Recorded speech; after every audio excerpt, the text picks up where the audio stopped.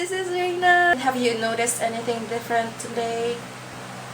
I got a new bang! So, that talaga yun yung ano. So, I already showed my Instagram followers na I have my new bangs. The story behind these bangs is because I got bored at the mall. So, I was with my cousin. Medyo nawala na kami ng naisip gawin sa mall. While I was actually having my hair cut, I was actually singing BlackPink's Boombayah.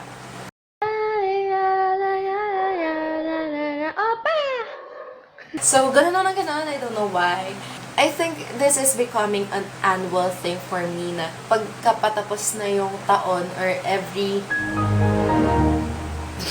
bagong taon or every patapos na yung taon, I get my hair cut. I don't know why.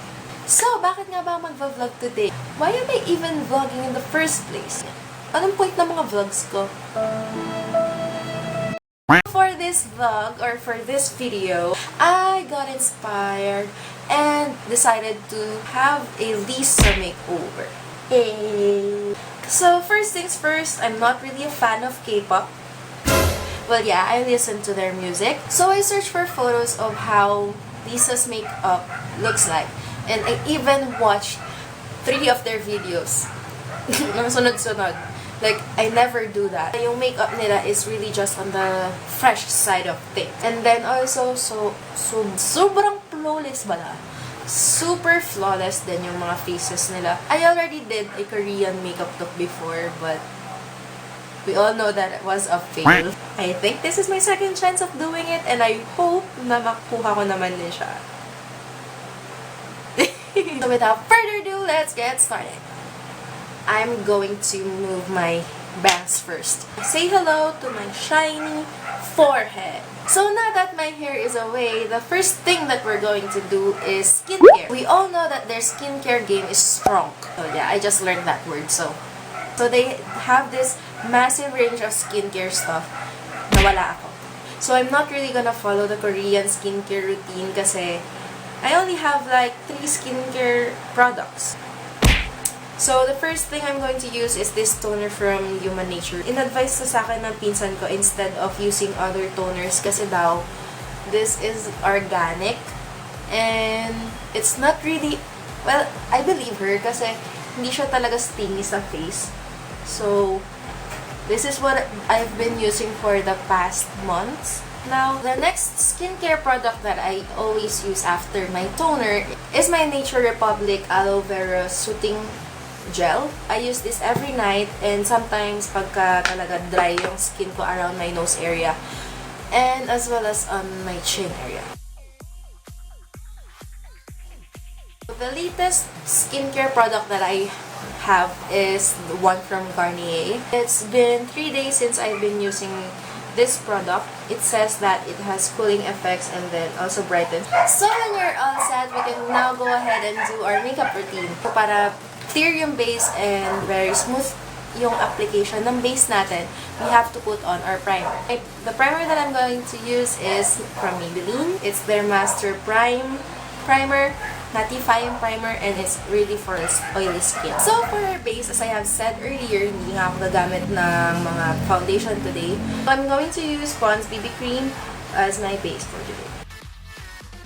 I usually use this product pagka lang naman mag-run ako ng errands kasi it's very lightweight. I also use this whenever I want my skin to breathe a little because I'm using too much foundation on my face every day.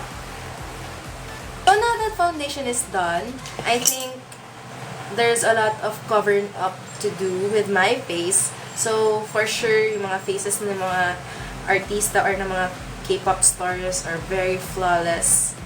So dahil sa akin, madami pa akong kailangan tapalan, I need to put on some concealer. So for concealer, I'm going to use this one by Maybelline. And it's the Age Rewind Concealer. As I have said in my previous videos, if you haven't watched it, this is the holy grail of a lot of YouTubers. That's why na-hype din na nila akong gumamit na to. To set the base with powder, I'm going to use my Nichido Loose Powder. We're not really going to do baking for this makeup look since They actually don't do a lot of matte makeup looks. So most of their looks are glowy or dewy. So now that our base is all set, I'm just gonna put on a little bit of contour on my face. Just a little bit lang. And then we're going to set it with a contour powder later on.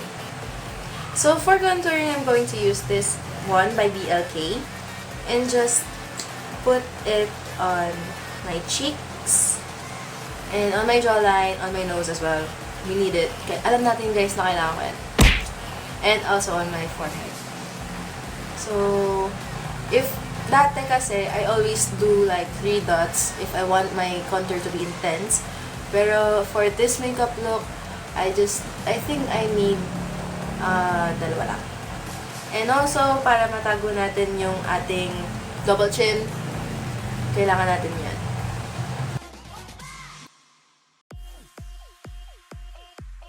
So, para maset na yung liquid contour na nilagay natin, I'm going to use this contour powder from Boombayah Cosmetics, which is called Aura Contour.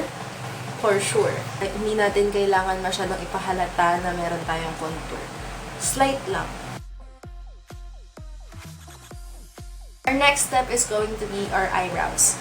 So, I have observed na parang lahat ng eyebrows ng mga Korean is straight. I think it's straight. Let me check again. So, medyo bihira sa kanila yung may mga pa-arch na brows. So, dun sa photos na nakuha ko, I think she have arched eyebrows. That's why I think I'll fill my eyebrows as it is. For this, I'm going to use my BYS Brow Gel. I also did a new hair color. And I think it is lighter than my previous one. So, hindi ko magagamit yung BYS Eyebrow Pencil ko. That's why I'm going to use this gel because it has a lighter color.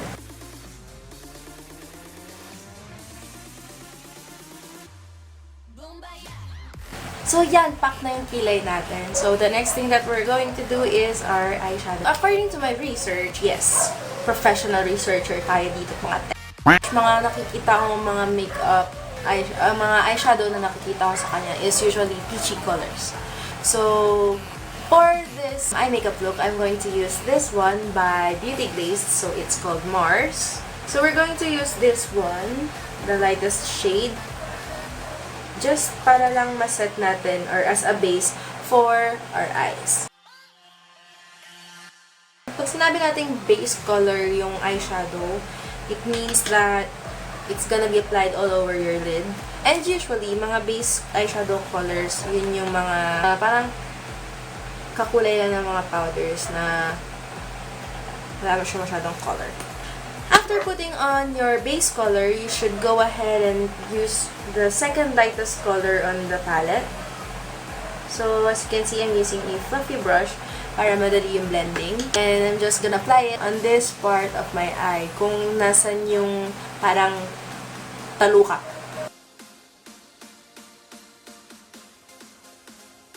So, ganito na magiging itsura ng ating eyes. And then, after that, I'm going to use this one, the third shade. So, I'm going to put it above the crease. So, this is above the crease. So, after that second layer of eyeshadow, I'm going to put on a light eyeliner. Dun sa makeup looks na nakita ko, medyo wala silang eyeliner. So, that's why I'm going to use this one. It's my eyeliner.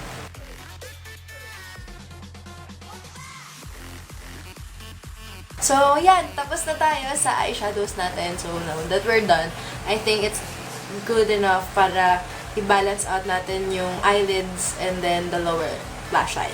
So, for the lower lash line, I'm just going to use the second lightest shade dun sa palette or the shade that we used para dun sa lids just to even it out. So, I'm just going to use a precise eyeshadow brush.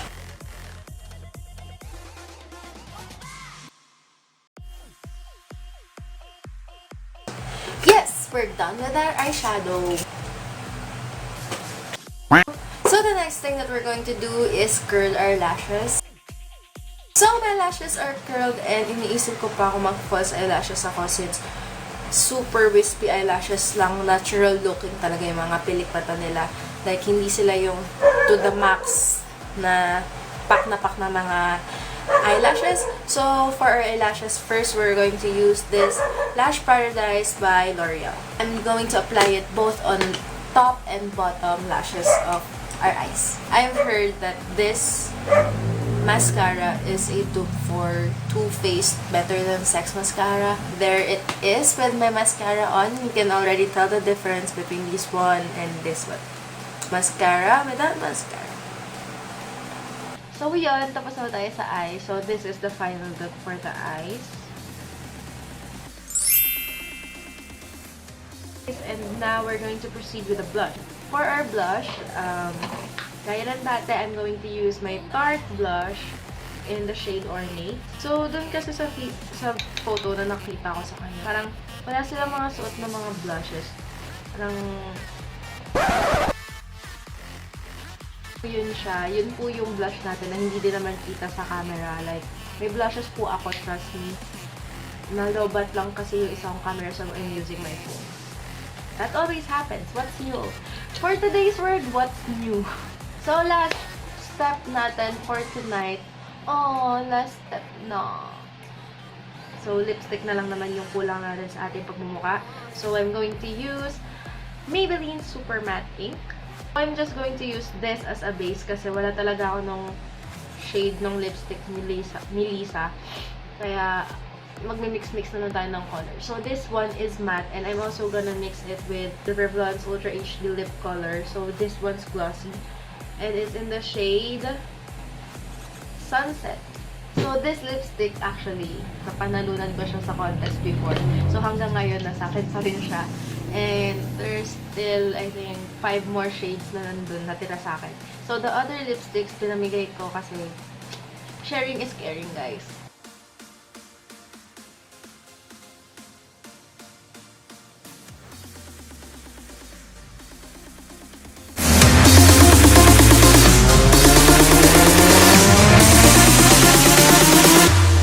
Boombayah.